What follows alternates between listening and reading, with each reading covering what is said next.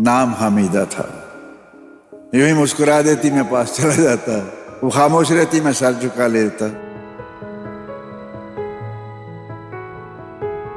धर्मेंद्र जी की जिंदगी की सबसे पहली अधूरी प्रेम कहानी थी हामिदा, जिसे विभाजन ने उनसे जुदा कर दिया। धर्मेंद्र जी ने इस दर्द को कविता में पिरो दिया। चलिए अपने इस वीडियो में आपको सुनाते हैं धर्मेंद्र जी की वो कविता जो एक अमर प्रेम कहानी की निशानी बन गई। भारतीय सिनेमा के सबसे प्रिय और दमदार अभिनेताओं में से एक धर्मेंद्र का 89 वर्ष की उम्र में निधन हो गया। लंबे समय से चल रही बीमारी के कारण कुछ दिन पहले उन्हें मुंबई के ब्रीच कैंडी अस्पताल में भर्ती किया गया था।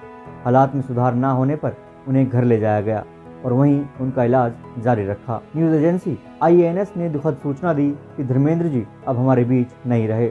धर्मेंद्र जी की दो मोहब्बतों का सबको पता है, प्रकाश कौर और हेमा मालिनी, लेकिन उनका पहला प्यार सबसे मासूम और सबसे गहरा अक्सर इतिहास की धूल में खो जाता है। ये कहानी है हामिदा की, वो लड़की जिसकी मुस्कान धर्मेंद्र जी को किशोर उम्र में ही मोहब्बत का मतलब समझा गई थी। ये वो दौर था जब दुनिया में नफरत की दीवारें खड़ी हो रही थी और भारत पाकिस्तान का विभाजन लाखों जिंदगियों को बांट रहा था। धर्मेंद्र की पहली मोहब्बत इस देश की उथल पुथल के बीच उनसे दूर चली गई, ऐसे कि फिर कभी वापस नहीं आई। धर्मेंद्र ने पहली बार हामिदा को अपने रिश्तेदार के गांव में देखा था।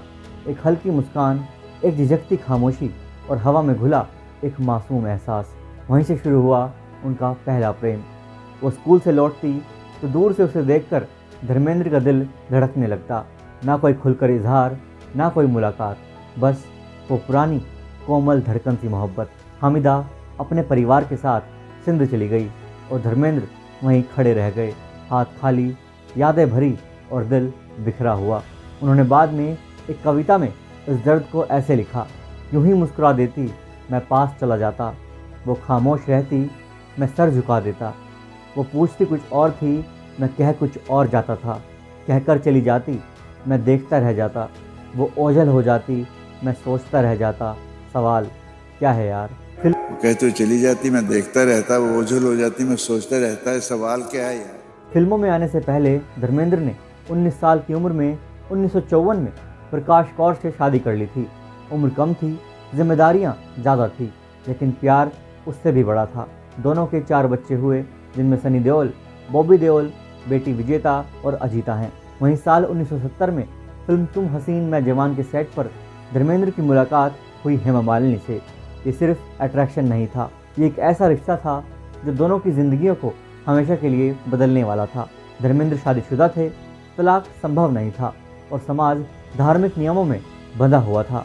हिंदू विवाह अधिनियम के तहत बिना तलाक के दूसरी शादी कानूनी रूप से संभव नहीं थी। इसलिए धर्मेंद्र ने इस्लाम धर्म अपनाया ताकि वह हेमा मालिनी से विवाह कर सकें।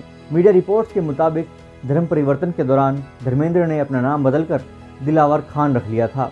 हालांकि ये कदम उन्होंने कानूनी और सामाजिक औपचारिकताओं से बचने के लिए उठाया था। बाद में उनकी 2 बेटियां ईशा देओल और आहना देओल भी हुई। हालांकि धर्मेंद्र ने 2024 में इंडियन एक्सप्रेस को दिए इंटरव्यू में इन अफवाहों का खंडन किया।